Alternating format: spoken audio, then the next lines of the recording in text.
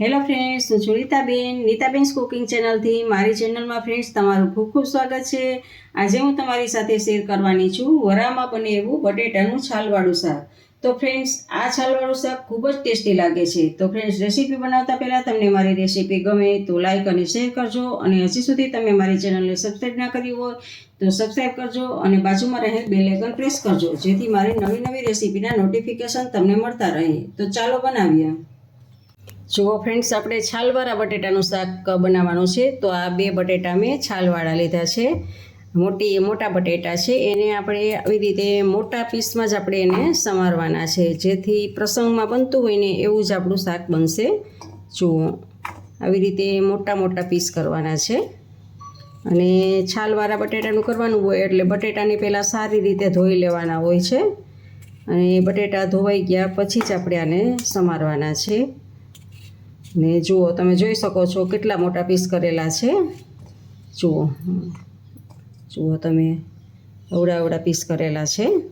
એવી જ રીતે જો આવી રીતે ક્યાંય કાળું કે હોય તો આવી રીતે કાઢી લેવાનું છે, અને આવી રીતે જ આમ 2 બટેટા આપણે સમારી લેશું.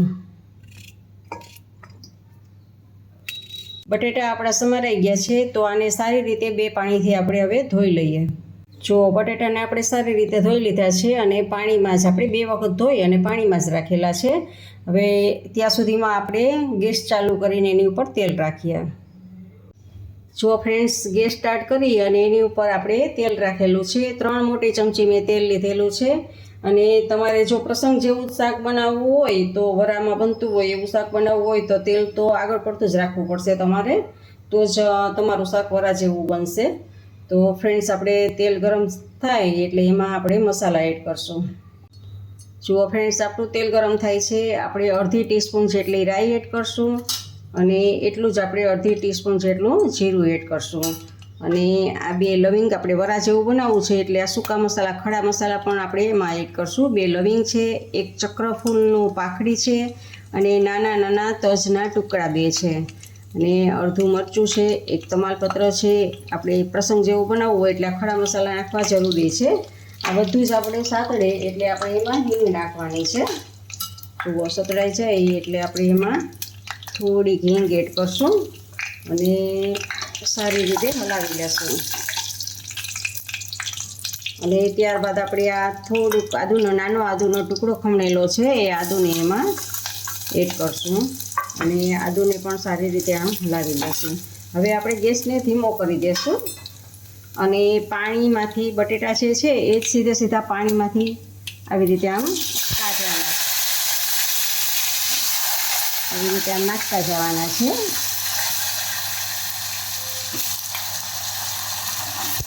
આપણે આમાં લીમડો અત્યારે જ એડ નથી કરતા. આપણે આ બટેટું ને બધું હલાવી લેશું ને પછી આપણે આમાં લીમડાના પાનને એડ કરશું, જેથી એની સ્મેલ ખૂબ જ સરસ આવશે. તો આવી રીતે હલાવી લેવાનું છે. હવે ફ્રેન્ડ્સ, આ જો 5-6 પાન લીમડાના છે. તમે જેટલા નાખવા હોય એ પ્રમાણે તમે નાખી શકો છો, અને સ્કીપ કરવો હોય તો સ્કીપ પણ કરી શકો છો. પણ લીમડાના પાનથી તમારો ટેસ્ટ એકદમ સરસ આવશે.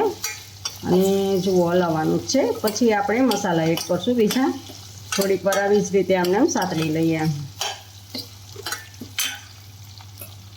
હવે ફ્રેન્ડ્સ, એમાં અડધી ટીસ્પૂન જેટલી હળદર એડ કરશું, અને સ્વાદ પ્રમાણે આપણે નિમક એડ કરશું, અને 1 ચમચી આપણે 1 ટીસ્પૂન આપણે રેશમ પટ્ટા લાલ મરચું એડ કરશું, અને 1 ટીસ્પૂન આપણે કાશ્મીરી મરચું કલર માટે એડ કરશું. બંને 1-1 ટીસ્પૂન આપણે એડ કરશું, અને 2 ટીસ્પૂન આપણે ધાણા જીરું પાવડર એડ કરશું, અને બધું જ સારી રીતે આપણે હલાવી લેશું. તો ફ્રેન્ડ્સ, આવી રીતે સારી રીતે હલાવી લેવાનું છે. જુઓ ફ્રેન્ડ્સ, મસાલાનો કેટલો સરસ દેખાવ આવે છે, એનો લુક કેટલો સરસ આવે છે. જુઓ, હવે ફ્રેન્ડ્સ, આપણે એને ખાટો મીઠો સ્વાદ આપવા માટે થોડીક એમાં ખાંડ એડ કરશું તમારા ટેસ્ટ પ્રમાણે, અને 1 ચમચી આપણે લીંબુનો રસ એડ કરશું ખાંડને બેલેન્સ કરવા માટે આપણે. તો ફ્રેન્ડ્સ, પાછું આને હલાવી લેશું, અને ગેસને તો આપણે ધીમો જ રાખવાનો છે. આપણે જ્યાં સુધી આ હલાવતા હોઈને ત્યાં સુધી ગેસને ધીમો રાખવાનો છે. અને આ બની જાય પછી ફ્રેન્ડ્સ તમારે ગરમ મસાલો એડ કરવો હોય તો એડ કરવાનો છે. હું એડ નથી કરવાની અહીંયા. અને હવે ફ્રેન્ડ્સ આમાં પાણી એડ કરશું. પાણી સારું એવું એડ કરશું, આપણે રસાવાળું બને. જુઓ, સારું એવું આપણે પાણીને એડ કરવાનું છે. અડધો ગ્લાસ લગભગ આપણે પાણી એડ કરશું. જુઓ, ઉપર બટેટાની ઉપર પાણી દેખાય છે એટલું આપણે પાણી એડ કરેલું છે. અને હવે કુકરનું ઢાંકણ બંધ કરી અને આની 3 વિસલ વગાડવાની છે. ગેસને આપણે ફૂલ કરી દેશું. ફ્રેન્ડ્સ, આપણે 3 વિસલ વાગી ગઈ છે તો ગેસને આપણે ઓફ કરી દઈએ અને કુકરને આપણે 5 થી 10 મિનિટ એમને રહેવા દઈએ. જુઓ ફ્રેન્ડ્સ, આપણે લગભગ હવે કુકર ઠરી ગયું છે, હવા નીકળી ગઈ છે અંદરથી. તો એને ગેસ ઉપરથી નીચે ઉતારી લઈએ અને હવે આપણે આને ચેક કરીએ. વાહ, જો કેવું સરસ કુકર ફરતા જ એટલી સરસ સુગંધ આવે છે કે હમણાં જ ખાવા માંડીએ. જુઓ, એનો લુક પણ સરસ છે. જુઓ કેટલો સરસ છે.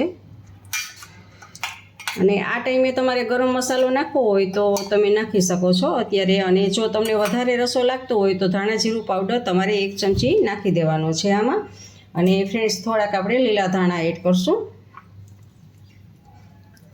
આમાં. અને આખા જ બટેટા રહીએ એવી રીતે જ રાખવાના છે આપણે. જો બટેટા આપણું શાક બફાઈ ગયું છે, જુઓ ફટ દેવાનો આ ચમચો આપણે કરીએ એટલે તરત જ બટેટું ભાંગી જાય છે. જુઓ, હજી તમને એક બટેટું બતાવું. જુઓ, તરત જ બી કટકા થઈ જાય છે. એટલે આપણું શાક બની ગયું છે. પણ આપણે આ બટેટાને આખા જ રહેવા દેવાના છે, કારણ કે વરાળના શાકમાં બટેટા આખા જ હોય છે. અને હવે આપણે એક સર્વિંગ બાઉલમાં લેશું આને. જુઓ ફ્રેન્ડ્સ, આને આપણે એક સર્વિંગ બાઉલમાં લેશું.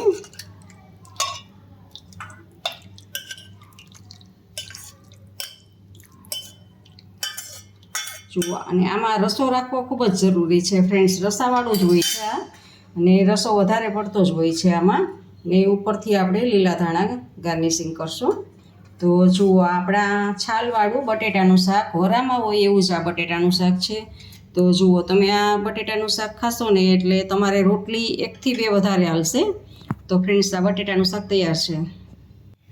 ફ્રેન્ડ્સ, તમને આ રેસીપી કેવી લાગી તે કમેન્ટ બોક્સમાં કમેન્ટ કરીને મને જરૂરથી જણાવજો. ઇન્સ્ટાગ્રામમાં મારા પેજને ફોલો કરજો, મેં નીચે લિંક આપેલી છે. જો તમને મારી આ રેસીપી ગમે તો લાઈક કરી અને તમારા ફેમિલી મેમ્બર્સ અને ગ્રુપમાં શેર કરજો. અને મારી ચેનલને સબસ્ક્રાઈબ કરવાનું ભૂલતા નહીં. આવજો, બાય. ફરી મળીએ નવી રેસીપી સાથે.